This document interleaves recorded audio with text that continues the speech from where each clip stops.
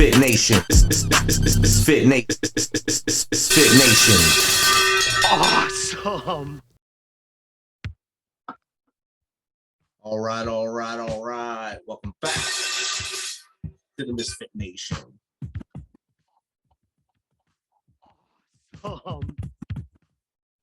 If you're a veteran, if you're struggling, or feel like you're leading a path towards the darkness, stop and think about those who are around you. Think about how they truly value you, how they will miss you. You are not alone. You need to talk to someone. Someone will listen to you. If you feel like you'll be a burden to someone or feel embarrassed, call the hotline at 988 and press option 1. For those who are new, the hotline has changed. It's now 988 and just press option 1 and they'll take care of you. Don't make a permanent solution to a temporary problem. If you're a new listener, thanks for joining us. Please subscribe to our show on your favorite podcast apps to include the Military Broadcast Radio app and check out our family of shows there. Don't forget to subscribe to our YouTube channel at _MisFitNation. That's _MisFitNation. Subscribe and click the bell. That way you'll be up to date with all our latest news, episodes, and of course, stories of our great guests. Speaking of which, our next guest is a best-selling American author, professional speaker, and former U.S. Army Combat Engineer, an adventure seeker, and self-proclaimed test subject for peak social, mental, and physical development. In 2020, he released his much-anticipated book, Roger Up. So without further ado, let's welcome Army veteran Brent Magnussen to the MisFitNation. Welcome, Brent.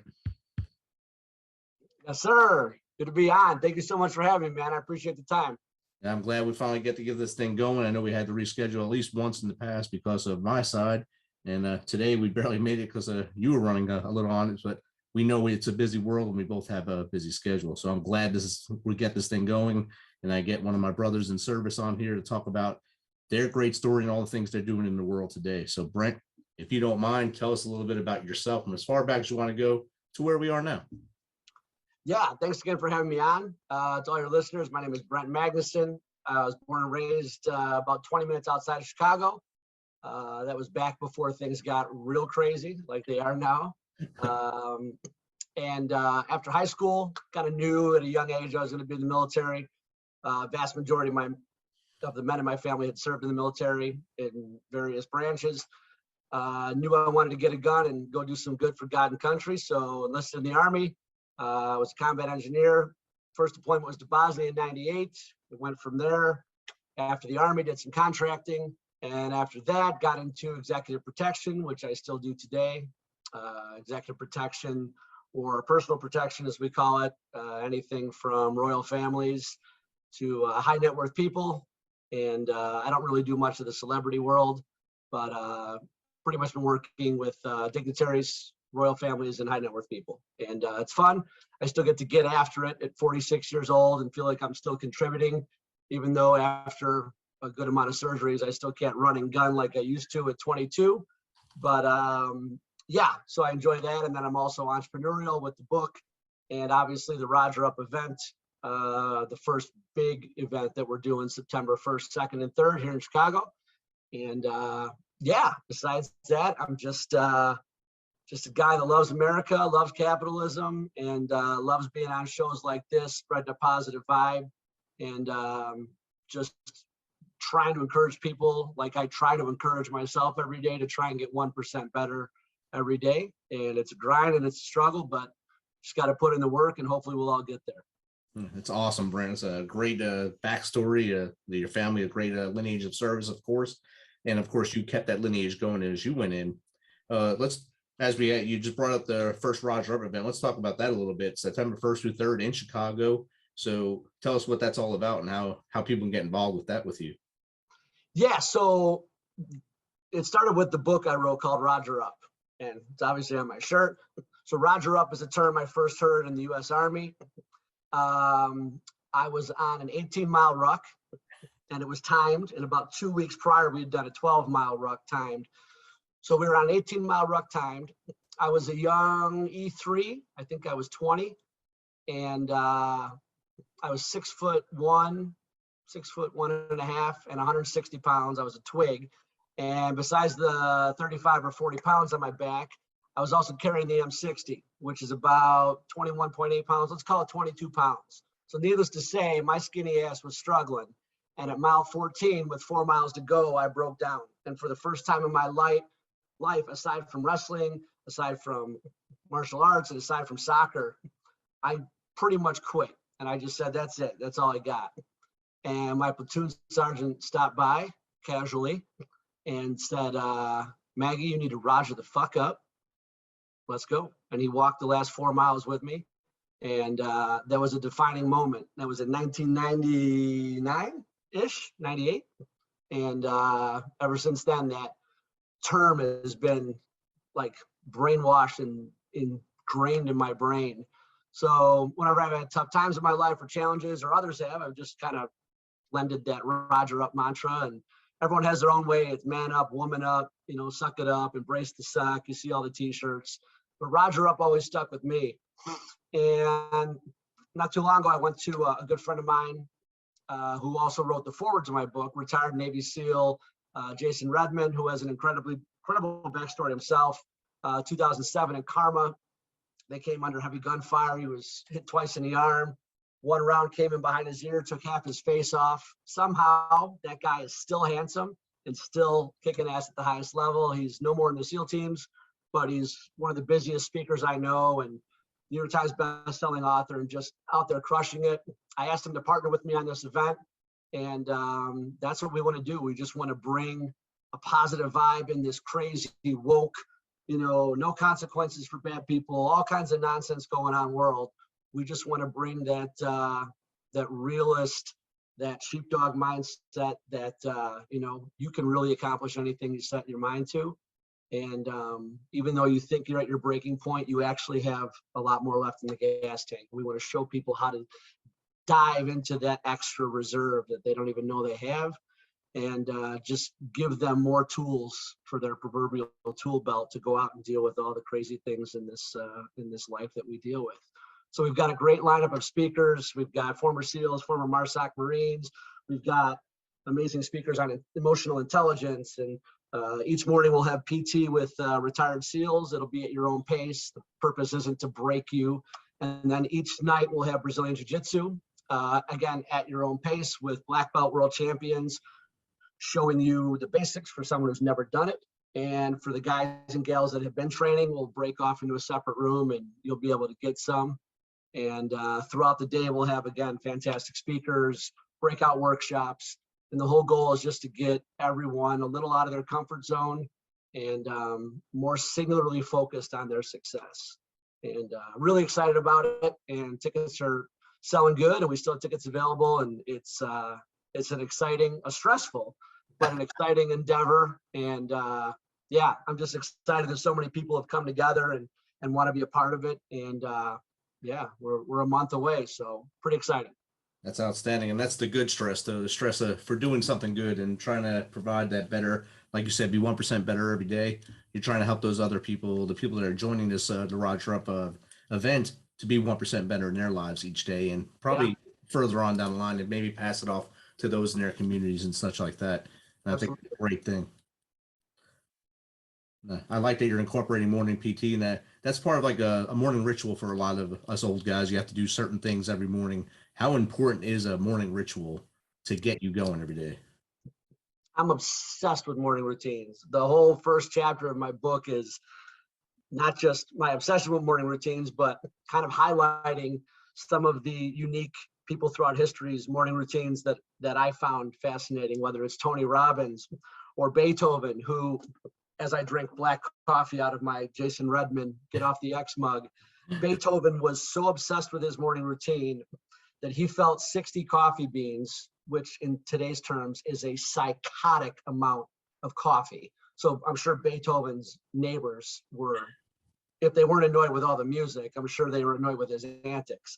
But every single morning he would hand count 60 coffee beans, not 58, not 63, 60 every morning, on top of all the other things that some people would call crazy, but what I call beautifully obsessive, because he was so consistent and so disciplined every morning.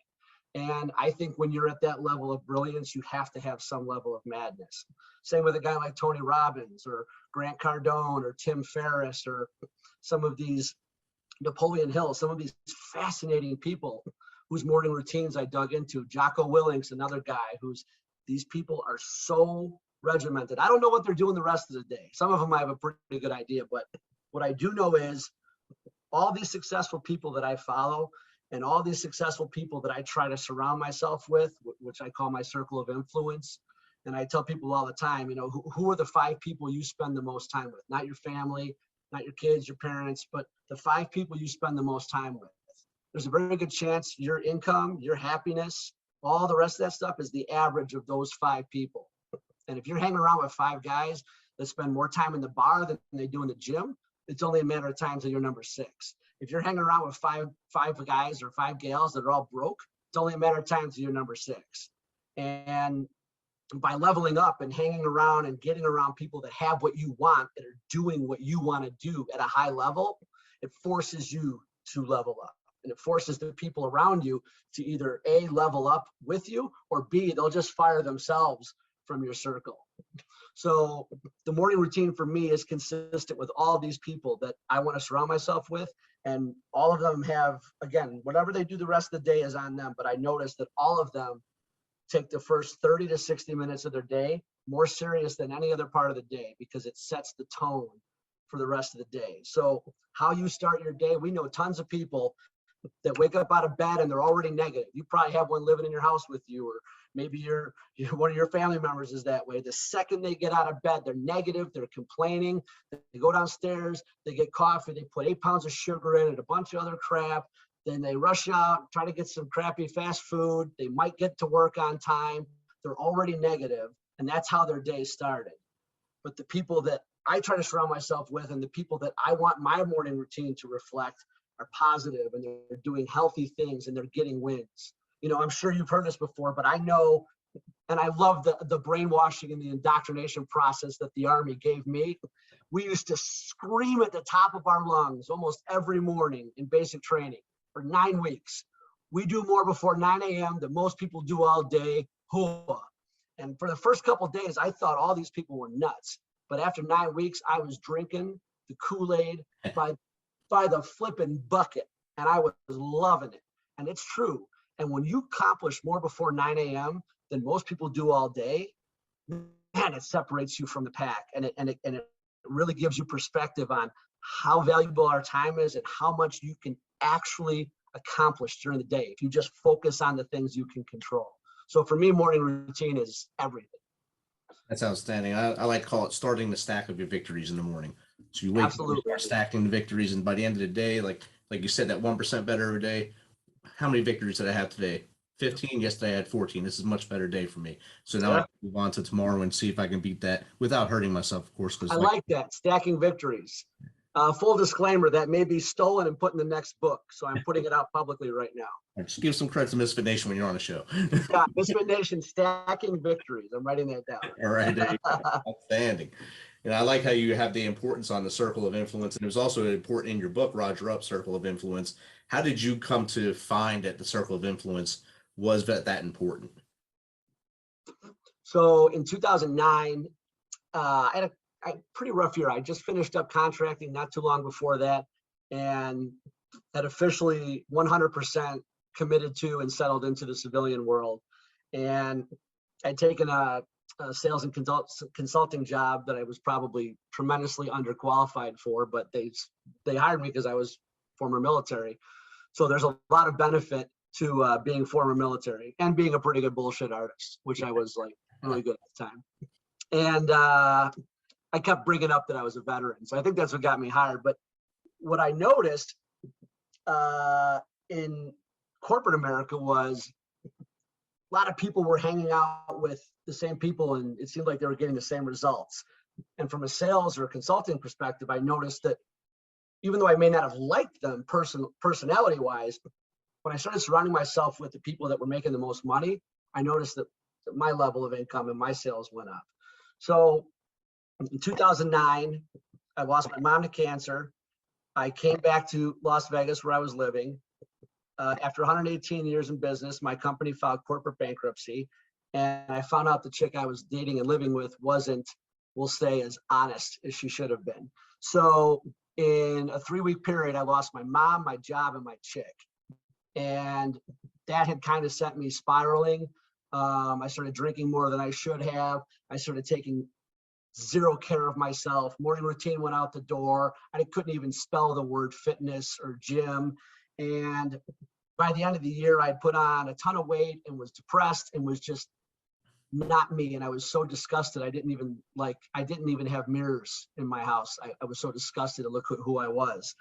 And one night I was watching TV like a lot of people do that can't sleep at 2 a.m. and Tony Robbins came on, and I bought the whole lot, all the CDs and DVDs he was selling, I bought, and I went all in. I mean, all flipping in, because I was pretty bad off. I was heading down a dark path. I was having some bad thoughts. And when you're that deep, going towards that Mariana Trench, the deepest place on earth where there's no light, there's no nothing. And especially when you've got so much stuff bottled up from your past that you haven't talked about and you haven't been healthy about it, and you're doing all the wrong things, but you're in survival mode, so you don't know you're doing the wrong things. Tony Robbins really gave me perspective. So fast forward a year later, and I decided to do an MMA fight. This is in 2010. I was still 33. I've been training jiu-jitsu. My t-shirt company was sponsoring some jiu-jitsu guys and some Muay Thai guys and a few UFC guys.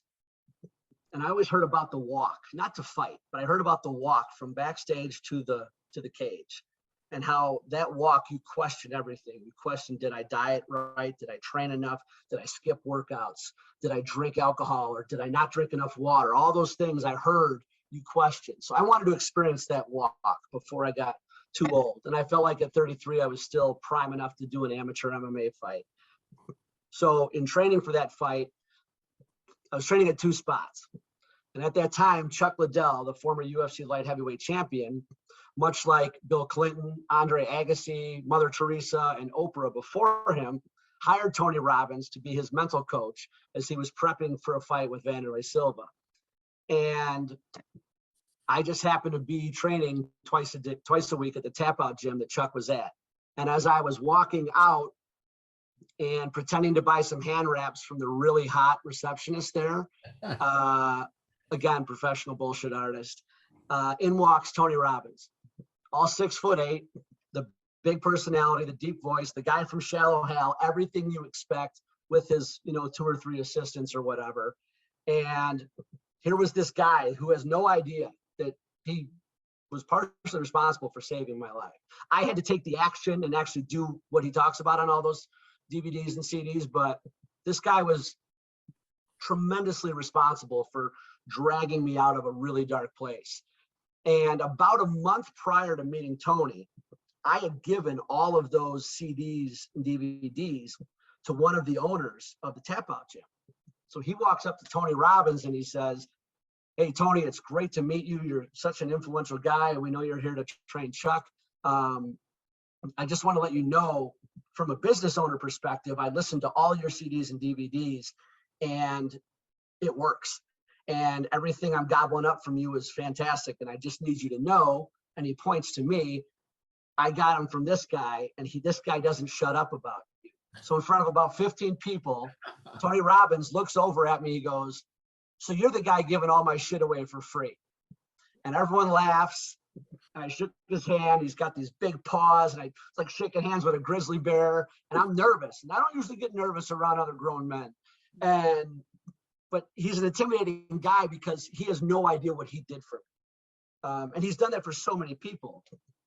And he was gracious enough with his time to thank me for sharing his, CDs with someone and, hyping him up, as he said. And he pulled me off to the side for about 3 minutes. And it was the best 3-minute conversation I've ever had with anyone in my life. And the focus of that 3 minutes was, who you surround yourself with is everything. Your network is your net worth. Invest in the people around you, and that ROI will come back 10 times from them. And ever since then, I had never even heard of Circle of Influence. And ever since then, I've really focused in on and almost been obsessed with who I surround myself with consistently. And that's a long story, but that's where it comes from. Not to mention, it's pretty cool to say you met Tony Robbins and like had a conversation with him. That's one of my few claims to fame, if it's even that. And he was able to joke about you giving away his material for free. So, and that's no, it was awesome, man. It was as good I don't want to meet him again because they say you shouldn't meet your heroes.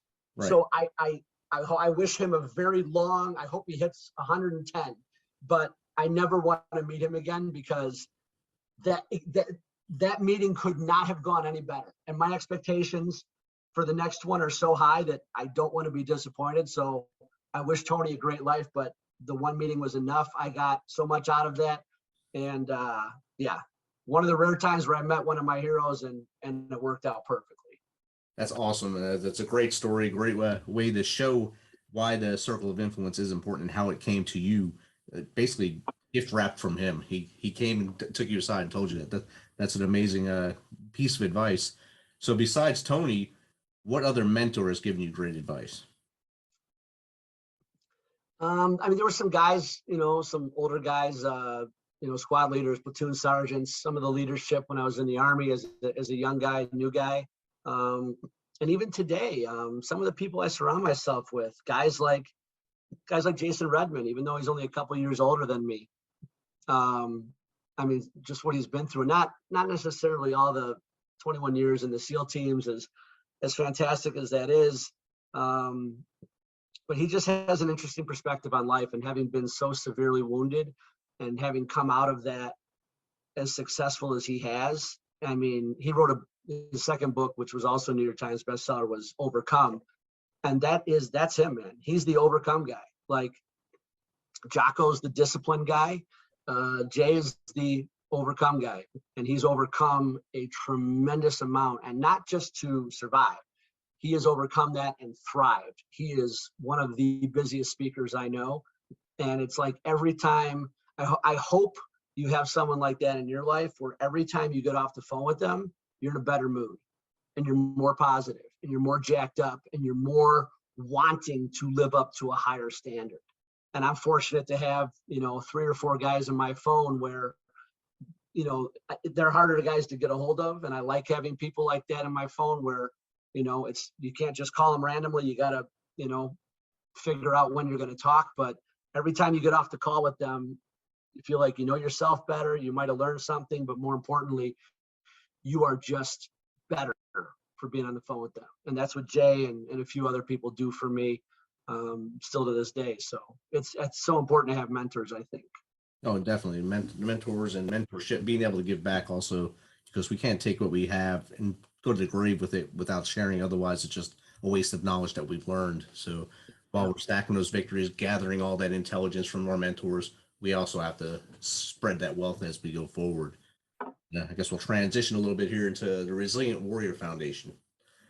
Let's talk a little bit about that, since I know you're a member of the board there, and it's something that's pretty important to you, right? So let's talk about RWF a little bit. Got a bunch of patches here, Resilient Warrior Foundation. Yeah, so a good buddy of mine, Matt Davidson, we years back, we got our purple belts together, and we trained at the same gym with Luis Claudio.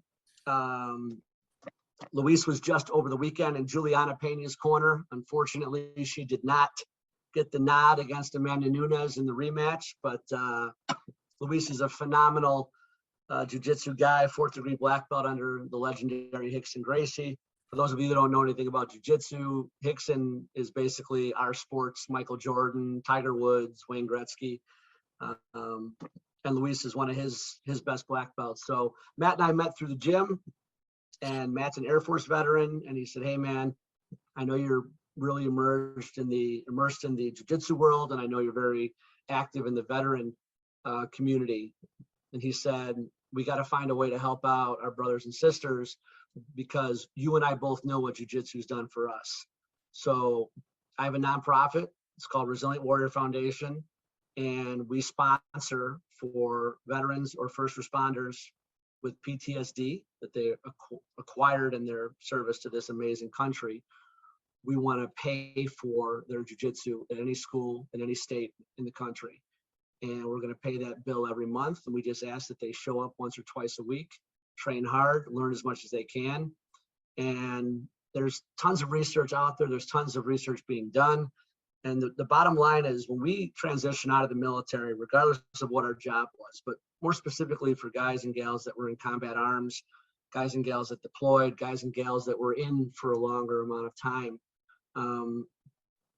when you get out of the military, you don't have anyone telling you where to be. You don't have anyone telling you what to do. You don't have anyone really holding you accountable. So it's easy to get off course real quick, real fast. It's easy to go to the bottle. It's easy to go to the VA, and trust me, they'll throw more pills at you than they can count, and then you can count. And what jiu-jitsu does in a really beautiful way, not only is it, in my humble opinion, the most effective martial art in the world, but it really teaches you what a lot of people don't realize about jiu-jitsu is it teaches you what the military taught you, but it teaches you in a different way. It reteaches you, depending on how long you've been out or how bad your PTSD is. It reteaches you how to survive. If you've got a 200-pound guy on top of you and you guys are rolling, and your only objective is not to get choked out or not to get your arm caught in an arm bar, and this 200-pound gorilla, who may or may not be on performance-enhancing drugs, is sweating all over you and trying to injure you, even though you're training together, and you survive that, you take that home with you, and that carries over into your family life, carries over into your work life. It's reinstilling discipline. It's reinstilling how to survive, how to be resilient, and how to overcome adversity. And the way that helps transfer, the more consistent you are with that training, the way it helps to transfer over into your everyday life, you treat your kids better, you're a better person, and most importantly, you're more confident. And not just more confident in the idea of a potential threat in a physical capacity with someone else, which is a good thing as well, but more confident just in who you are. You notice that you want to start training more. You notice you start looking different because you're losing weight, or you just feel better about yourself because you know you have this tool, almost like you have this superpower that no one knows about. And when you walk down the street, you're not waving some big flag that says, I know jiu-jitsu, I can defend myself. But in here, you have that. And it's an amazing thing. And it really is like having a superpower. And what it does for veterans and what it does for first responders, along with children and women and men of all walks, but specifically what it does for the veteran community is flipping incredible. And it's just, it should almost be like mandatory. Like when they outprod, the military does a great job of training you. They do a great job of everything else. But when you transition out, they still have a lot of work to do on helping you get reacclimated, especially for these guys and gals that did 10, 15, 20 years. And, you know, not everyone gets out as a high-ranking officer. Not everyone gets out as a sergeant major with a big pension. I got plenty of buddies with 7 or 8 deployments that got banged up, and at 13 or 14 years, they're out, and they don't have a pension, and they don't have a retirement, and maybe they have some pay from service connection, but they've got more problems than they have dollars coming in every month, and they need something. Not only that, but most of us guys, we need a challenge. Yeah. You know, we need a challenge, and jiu-jitsu is important. And most people in this world are not used to someone putting their hands on you and trying to do something to you. And most people aren't comfortable with that. And when you become comfortable with that, it changes your whole perspective on the world. And I could go on and on about it, but at the end of the day, it's resilientwarriorfoundation.org. If you are a veteran or a first responder, or you know a veteran that needs help, that needs something like I just described, please go on the site. Please send us an email. And I don't care if you are in Jackson, Mississippi, Nashville, Tennessee, or someplace in some state I've never been or don't know, we will get you. We got people in Idaho where there's more elk and moose than there are people training. And that's nothing against Idaho. It's a great place. And it's cheaper to hunt elk there than it is in Montana, by the way. But wherever you're at, whatever you need, we want to be able to take care of you, and we want you to enjoy all the benefits that jiu-jitsu has. So check out the website. And if you don't know anyone, and if you yourself don't need those services, I would humbly ask that you make a donation, because no one on our board takes a single dollar. every single dollar goes towards paying for the jiu-jitsu for these veterans and the small overhead costs that we have in running the nonprofit. So yeah, it's an amazing thing. And I'm just so humbled to be a part of it because it's really a great way to give back. I can tell you're jacked up about it and your passion for it's amazing. It made me think of all the times rolling around doing combatives in the gyms here at Fort Campbell or even deployed just to take off steam while on a deployment. Combatives was a way to break that. And that was also introduced by the Gracie family to the U.S. Army, which it was a great start away from the hand-to-hand stuff we did early 90s when we both were in early day. We used to do the hand-to-hand and reaction drills, basically. That's what I call them, hand-to-hand. Yeah. I think combatives took a lot of that to a better level, and we learned a lot more of that close-in fight that we needed to do as we went into doors and windows in Afghanistan and Iraq. So I can feel your passion. I think that's a great organization, Brazilian Warrior Foundation. Check them out. Donate if you can, or pass the word on to a veteran that needs it. Brent, Yeah. I want to ask you one more question, and then we'll get into your points of contact. Send it. If you can give 3 pieces of advice to anyone, not just veterans, anyone, to be better in every day, what would that be? Wow, that's an awesome question. I've been doing a few podcasts lately. That's about the best question I've got. I don't know if I should say that live on camera because the other podcasts might see that. What? Yeah, I'm gonna try to. Well, I can't take that back. So, all right, whatever. MisFitNation's leading the way. Take notice, everyone. 3 things to be better in life. Number 1 would be check who you're hanging out with. Write down the 5 names of the people you spend the most time with. Find the person that's the most negative, that crab in the bucket that every time you get a win, they want to pull you down. And then put a check next to the person who's the most positive, who celebrates your wins, who genuinely and honestly wants you to be better, and start spending more time with that person. And then find someone new that's doing what you want to do at a high level and who has what you want. Do whatever you need to do. Send emails, offer to take them out to lunch, offer to take them out for coffee, be around them, find out what makes them tick, and try to get them involved in your circle of influence. And if you have those people in your 5, just like Meet the Fockers, are you in the circle or are you out of the circle? Number 2 would be, I mean, again, everyone has their own ideas on what success is. For me, it's not all about what's in your bank account. There's so many more things that equal success, but I would say the number 2 thing is really check yourself, your physical, your finances, your family, your friends, checking all those things and seeing, are you really operating at a high enough standard that you're happy with? You know, if you take like the 4 F's, like the fitness, the family, the faith, and the finances, are you operating at a 7 out of 10 or higher? And you got plenty of people that are making a shit ton of money and they maybe have good fitness, but their faith is terrible and their family life is terrible. So my advice for people is try to be, in jiu-jitsu terms, at least a purple belt, at least a 6 or higher in all those areas. And if you can do that and have balance, the super uber successful people that I see seem to have one thing in common besides those morning routines, and that's that balance in those 4 areas. And then I know it sounds crazy, but one thing that people don't do enough of is drink water. I know people that don't drink any water any day. I know people that drink 3 or 4 Dr. Peppers or 3 or 4 Red Bulls or 3 or 4 Mountain Dews, and they'll have coffee and they'll have mocha laka choca. I don't even know half the shit that's out there. But how much water are you drinking? Shoot for a half a gallon to a gallon a day. And if you start doing that, you'll notice things start cleaning out. Even if you're already fit, that right there is a big game changer. So you kind of put me on the spot. So that's the best I got for you right now. That's awesome, bro. I appreciate it. Cuff. I like it. I like how you dug deep and got all those answers out there. And MisFitNation, I hope you heed that advice he just gave you. Brent, how does someone get in contact with you to either go to the Roger Up event or have you speak for them, with them on their show, or even get involved with RWF? Yeah, so resilientwarriorfoundation.org is the website. Go there, check it out. All of our information is on there, as well as the Facebook page. You guys can easily get a hold of me through that. If you need any information on me as far as a speaker goes, you can go to Eagle Rise Speaker Bureau.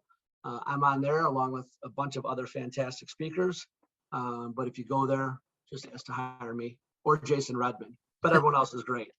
And as far as the Roger Up event goes, rogerupevent.com, September 1st, 2nd, and 3rd. And for all of you law enforcement, fire, military, and veterans, we have a 30% discount. So that's off of a $997 ticket. So for 2.5 days, for less than $700, you can come to this incredible event. And when I say we have pipe hitters, I mean, we've got pipe hitters. We've got William Branham, 26-year retired senior chief from the SEAL teams, spent the last 10 years as the head sniper instructor for the Navy SEAL sniper program. We've got Byron Rogers, probably the biggest name in the executive protection world right now. Inez Barberio, who's been on all kinds of talk shows talking about emotional intelligence, former LEO, current firefighters. We've got Brazilian Jiu Jitsu, black belt world champions, all kinds of amazing speakers. We're really going to bring the fire, and I hope you guys can make the event. And yeah, that's and then the book Roger Up's on Amazon, paperback or ebook. Awesome, Brent. Thanks for taking some of your time today. I know you had a long day at work. You took some of your time to share your story and everything you're doing, which is awesome, with the Misfit Nation. It was a fun day at work. We put about 600 rounds down range, so it was good. His finger's a little sore, but that's what it's all about: consistency and repetition. So I want to say thank you very much. I know we've had to reschedule a few times. I love what you're doing, and I think it's a cool name, one of the coolest names I've seen on a podcast, the MisFitNation. And I'm happy to meet another Misfit. And yeah, man, much success to you. And if there's ever anything I can do to help you or your podcast or any of your viewers, you can personally email me at brentmagnussen@gmail.com, or yeah, just go to the Resilient Warrior Foundation website, and you'll find me there as well. Awesome. Thanks, Brent. Thank you, sir.